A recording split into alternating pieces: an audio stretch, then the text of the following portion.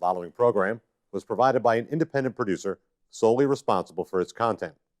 The opinions expressed do not necessarily represent the views of this station, its staff, board of directors, or underwriters.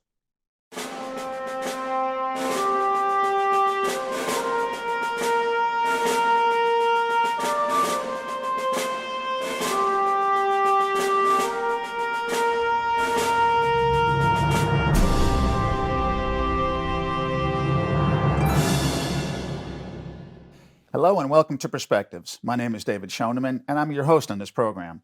On Perspectives these days, we're taking a look at what it means to have good government here in the city of Nashua. We deal mostly with local issues on this show.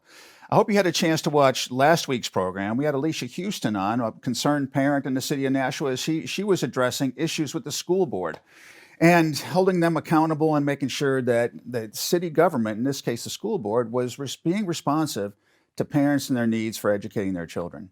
Well, good government is a very important aspect to self-government.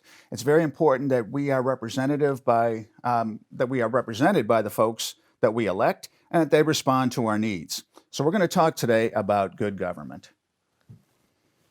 And with me in the studio is Mrs. Laurie Ortolano, who has an organization, a website called Good-Gov.org and a Facebook page. And she's very concerned about good government here in Nashua with regard to assessing and our taxes.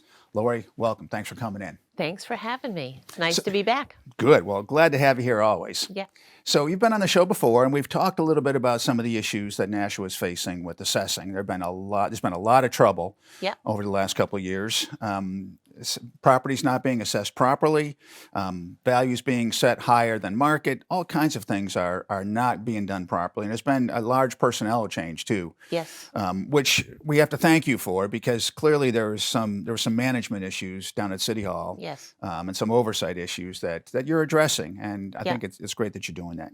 Tell us a little bit about Good-Gov.org and what your mission is and who you're reaching, what you're trying to do with this organization. I'm trying to reach just anyone interested in seeing a light shed on local government, shining a light and illuminating what's happening in our local community. And I think a lot of it has to do with transparency and education. You have to get a message out very quickly today because everyone has very little time. And using social media to put out messages. I've been doing some short 5-minute videos and releasing those out to the public to assist them with abatements and filing. So I'm really interested in just picking up any topic that might highlight an area that needs improvement, some area that we need to focus on a little bit. And certainly assessing has been a big area. And I think our budget is also another big area. Yes, let's talk about assessing for a moment and how you got involved in this. You moved to Nashua not too long ago, a few years ago now. Yep.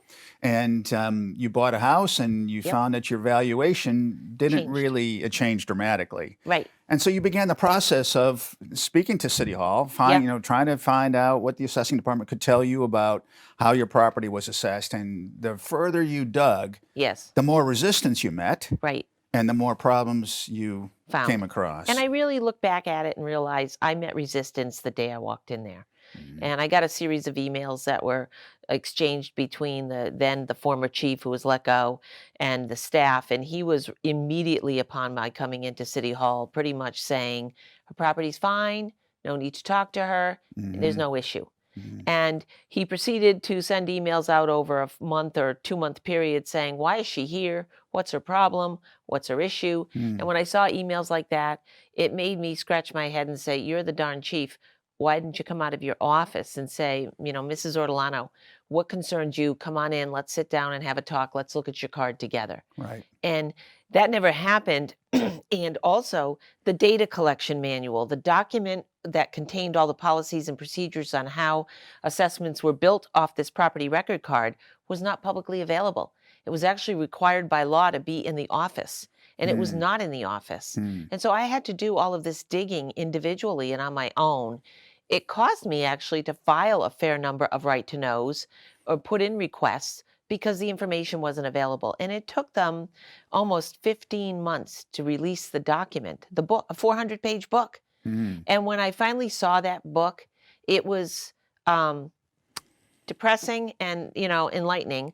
One, that I didn't have it available to me when I was in there trying to understand my card. And it And was supposed to have been available to you that day. totally.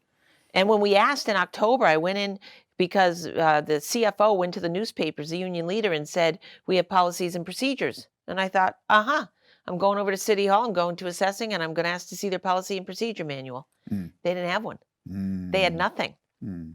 And a matter of fact, they found an email where the former chief communicates with the CFO and says, she's in here and she's asking for our manual. She's asking for policies and procedures. And the CFO says, well, do we have any? And his answer was no, not like what she's looking for. But it's funny because they never actually answered me and said no. They did Yeah. it among themselves. So Sure. a big dig went on my part that irritated the heck out of the city. But I really had no tools available to me until I went into assessing in September of 2018, and the policy manual was released in November of 2019. That's a Wow. long time. Yeah.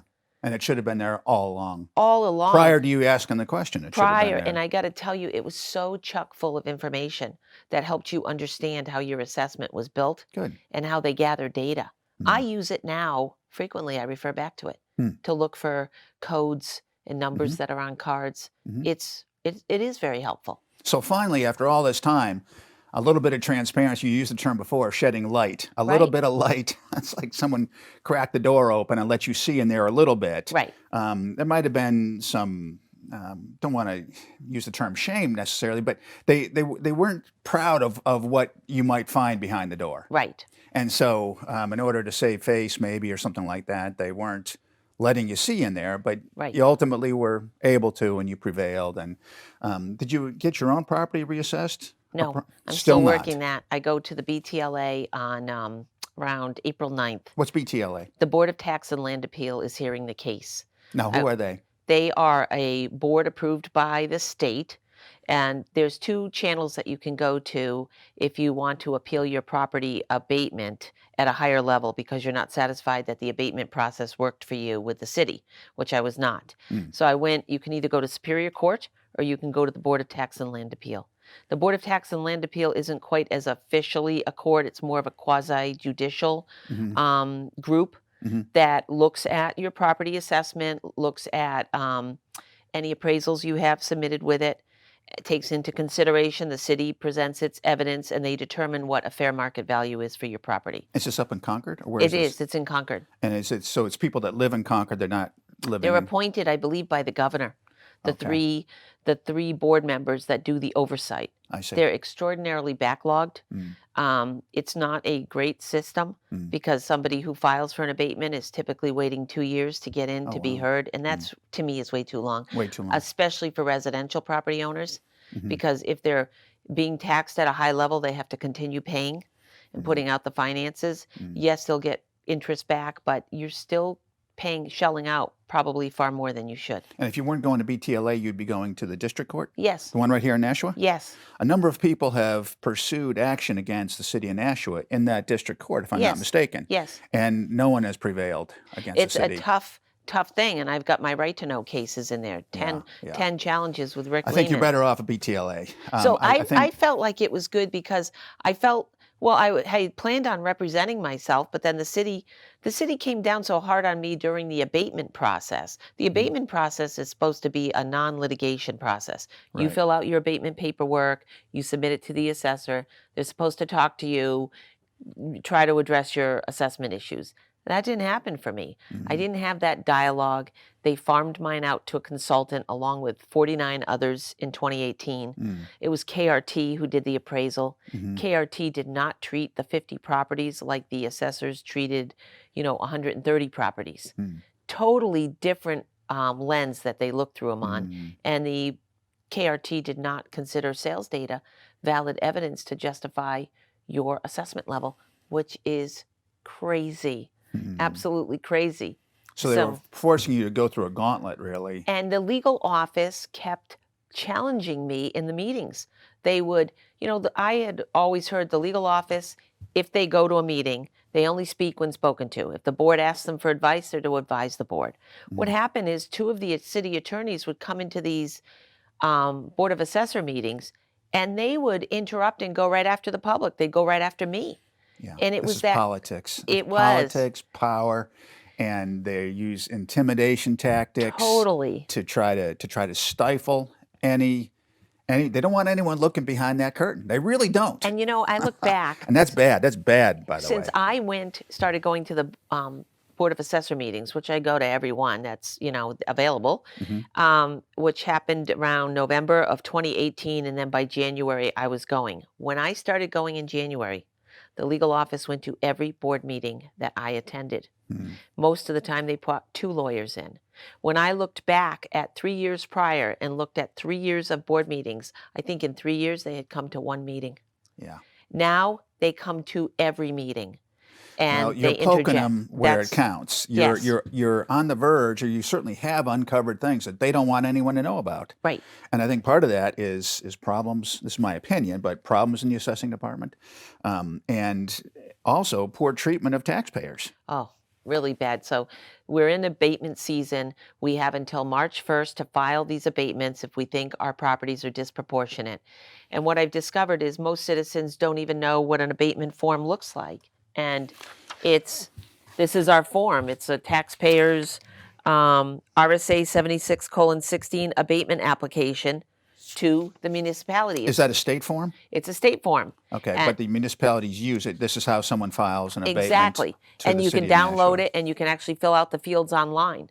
So you're helping people with this now Yes. because based on your experience, you understand how it works now. You're somewhat maybe a little more respected down at City Hall than you were before. At least Yeah. people listen a little bit. Well, they know They I know when you're stuff. coming, Right. and they know that you know your facts too. So this Good-Gov.org, good-gov.org. This is a website people can go to if they Right. have questions for you about government here in Nashua and things like how to file an abatement. There's a whole video series of like 12 short videos that take you through the process of filing an abatement.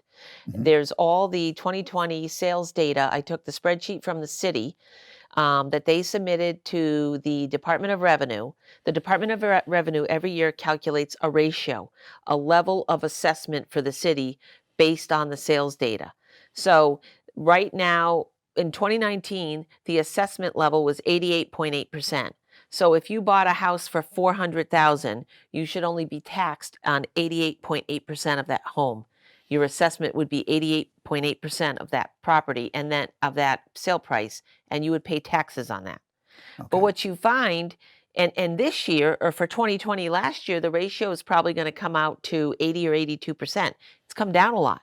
Okay. And it comes down when the market is going up.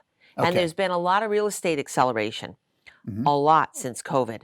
I Mm, am seeing incredible prices on homes. really. That is scary when it comes to reassessing because the lower end properties are getting crushed on increases. I mean, ranches, I think when KRT did the update in 2016, the average price of a home was like 269, somewhere around there. And ranches were going for maybe 270 or 280. I think now a small ranch, 1,000 square feet, is around 320. Wow. That is a massive increase. We have a lot of those here in Nashua. And we got a lot of those, and they're high demand with baby boomers and Sure. first-time homeowners, and they're seeing a massive increase, and so are condo units. Mm.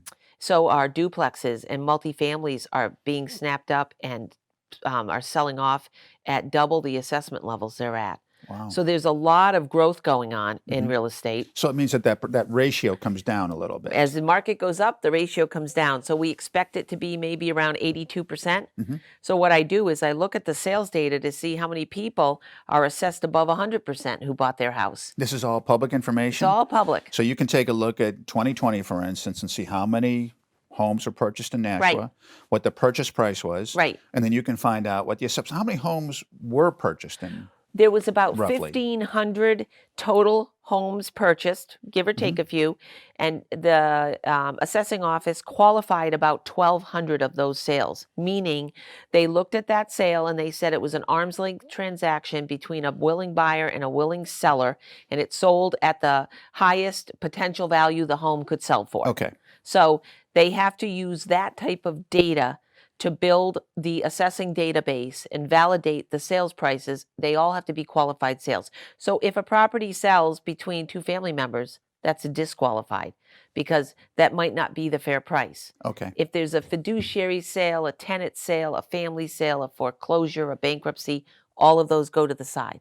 So 1,200 of the 1,500 We're are qualified qualified. sale. That's pretty large And cross I would say section. about 300 of those are assessed at 100% or more.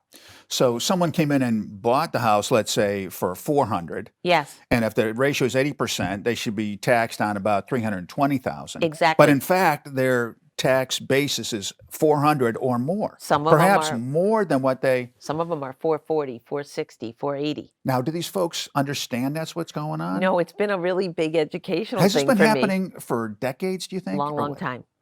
This is how it happens. And we're not using the ratio the way we should. We don't understand, the commercial people in the industrial and commercial space, they understand this ratio. Oh, yeah. They have lawyers and they Mhm. have companies like CPTM, the commercial property tax management firm that handles a lot of abatements. They Mhm. understand this ratio well.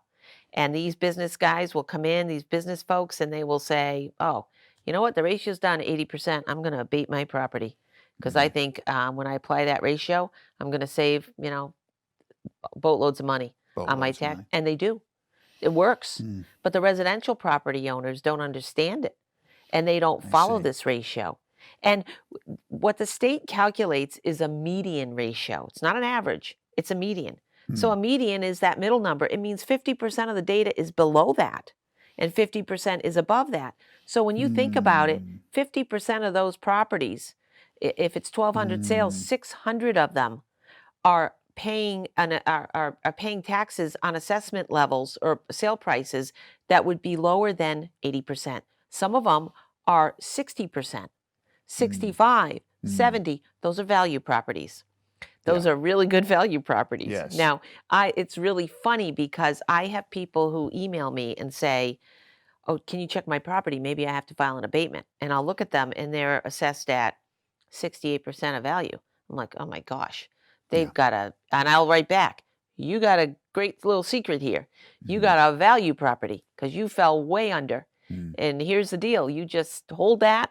You Mhm. get to keep that until 2022, Mhm. but you might feel a little punched in the gut in 2022 if Mm. they realign that and bring you up because you're the property that's going to see a big tax hike. Mm.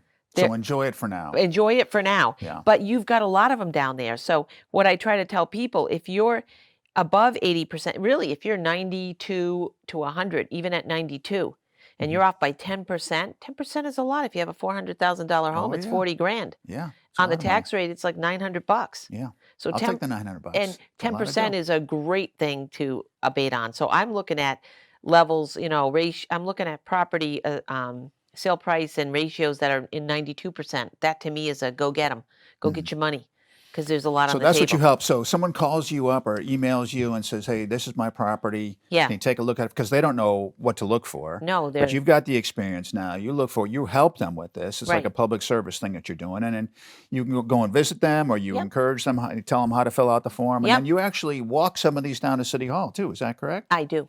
I do. And what happens to these applications? Are they all processed in a timely manner? It's a little bit of a No, facetious question. it's really difficult right now because Mm, they've got the assessing office closed. I mean, completely closed. And mm, I've written to the DRA and asked them to consider allowing Nashua to have an extension. But the state law mm, dictates that March 1st mm. date. So you take something down there and you want to get them time stamped now because you don't But want you them lost or can't. I mean, anything. I tried to do that and it ended up with a kind of an incident for me Mm, because I had two senior citizens that I was representing.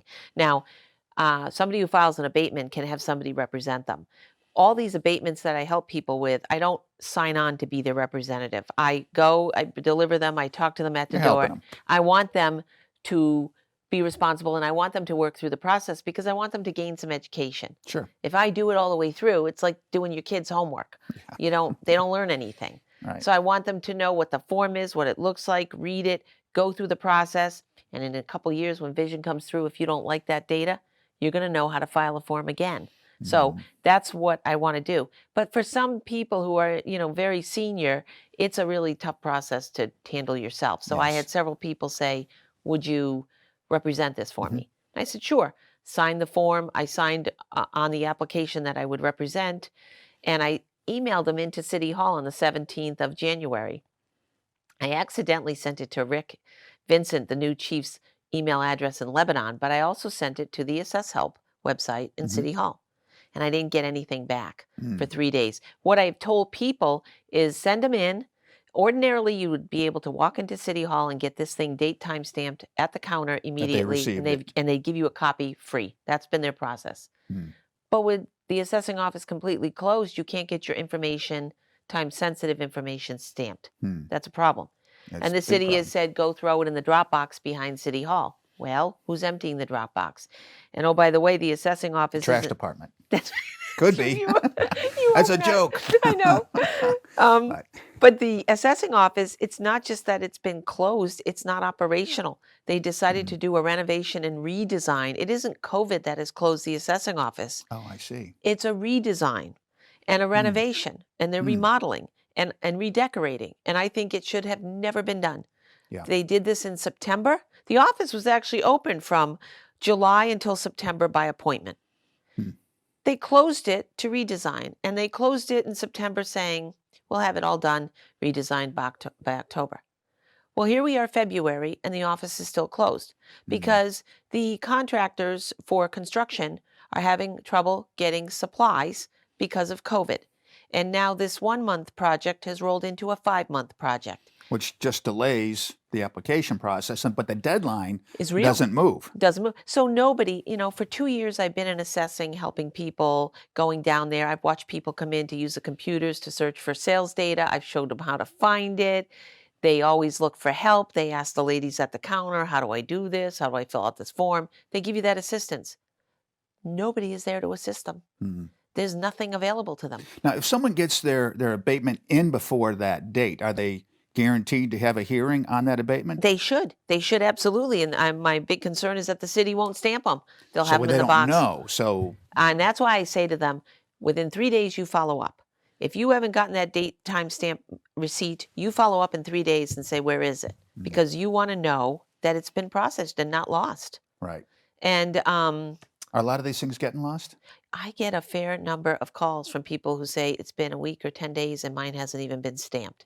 The other thing Mm. is, I know last year and the year before, people say they put in abatements and they were never processed. And I know 2 years ago, they actually had abatements in an envelope that were on an assessor's desk that he never opened, and they were never processed. So just because you get it in time doesn't mean it's going to be processed. They still No. have to process it by that date? They have to stamp it and put it into the system. If it's not stamped and registered, then they can say we never received it, and see. you're thrown out, and you don't get a tax assessment Try again review. next year. And that's what happened to. I found a lady down at Trestlebrook at the mobile home park by the landfill who posted on Facebook. I filled out mine last year, and when I checked on it in May or June, it got lost.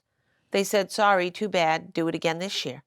Yeah. And that's how I actually tracked her down and looked at that neighborhood and found a lot of overassessed properties down there. Mm. So there's a ton of inequity. There's a lot of properties that should be corrected, and I want the public to understand the process. And I really believe that one of the most effective ways in cleaning up the mess in there is to have a more educated public. And if Right. we Because they'll demand they will say, hey, I'm not paying an extra $1,000 if I don't have to. Fix it. $1,000, a lot of money. It is. And, I think $250 is a lot of money for Yeah. people. And I haven't been able to even get into that level of disproportion. But So you're really dealing with the large ones at this I'm point. going after, and there's plenty that I've handed to people who are overpaying $3,000 a year. So how $3,000. much have you helped taxpayers in Nashua save, would you say? Can you kind of keep track of that? Oh, I do. I mean, certainly the abatements would total easily a couple $100,000. That's a lot of money. It's a lot of money. So the city is probably not very happy to let They- that go. They might well, prefer ignorance. Yeah, they may not be, but that's how equity It's is legal. built. That's how exactly. And I And think you have to have it has to be equitable Right. and it has to be transparent. It has to be fair. You can't say to these people, you need to keep paying a couple $1,000 more because that's the way it is. You Right. can't do that. And the other thing is, this filing period is also for exemptions. People with disabilities, hardship, financial issues, this is the exemption filing period. Those folks often need a lot of assistance. City Hall, the assessing office is closed. Now, I know assessing offices, not necessarily in the state, that because of COVID and the situation, they have allowed everyone with an exemption to just roll it for this year. They didn't have to come back and reapply. Just we're rolling them all. And I Okay. actually wrote to the chief and asked him, are we allowing this to happen for our people, particularly when the office is completely closed? Mm. I did not receive a response. Now, is this the new chief you Yes. mentioned? So we do have a new chief. We Nashua's do. hired a new chief? Yes. Is he in Nashua yet? I don't think he is because the office isn't open. Okay, so he's from Lebanon. He was assessor up there? Yep, the chief in Lebanon, and now Chief in Lebanon. he's hired to come down here. He does communicate with me certainly more. I have had the most communication with him as a chief that I've ever had in 2.5 years. Okay, well, that's good. That's a Step good in the thing. right direction. It's a step in the right direction. I get a little concerned that some of his responses are scripted by the higher ups and not complete. And I don't like to see that kind of interference because I just think it's going to prevent what has to be fixed And it's from gonna being fixed. extend the problems. It just makes it hard If to. the legal department, for instance, Yes. or the mayor's office, for instance, and I don't know if they do, Right. but if they do, if they say, hey, when you get a call us first before you give a response. Right. They're trying to Yep. keep fires out, Yes. but they're not doing a good service for the public at home. They're not. No. It just ends up being that's not the kind of transparency we want. It's so not there's transparent at all. no. But So my Good-Gov is helping with that, it sounds like. it You're is. helping people file abatements. I love the outreach work. I love Good. the outreach work. Good. I haven't gone to a home where somebody isn't appreciative and hasn't been willing to listen. That's great. Well, sometimes out of adversity, good things are I think it's great. born, and that's Yeah. what's happening here, it sounds like. So I hope that folks at home will take advantage of that and get in touch with you and really push the city through you, if necessary, to really get some good gov here Yeah. in Nashua. Yeah. Lori, thanks for coming in. We're Thanks out for of having time me. here. We've got Yeah. 40 seconds left. So we'll have you come in again. I want to thank you very much. I think what you're doing is great. Keep up the good work. And Thanks. I know the word is spreading, and clearly City Hall knows that you I know know. what you're talking about. And I Right. think folks at home know that you know what you're talking about too. And so that helps tremendously. Keep working it and keep That's right. giving That's right. good Well, data thank you information very, to the very public. much. Yep. And I want to thank you folks at home, too, for tuning in. My name is David Schoneman. We're here on Perspectives with Mrs. Laurie Ortolano, talking about good government here in Nashua. I hope you've enjoyed the show, and we'll see you next time.